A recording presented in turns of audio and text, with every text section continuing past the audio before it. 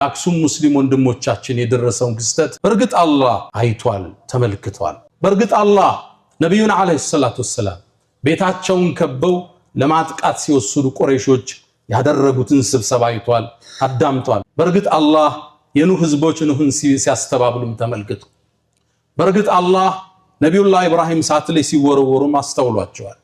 በርግጥ አላህ ነብዩላህ ሙሳና ፍርዓውን ያደረጉትን ሙግት ክርክር ተመልክቷል።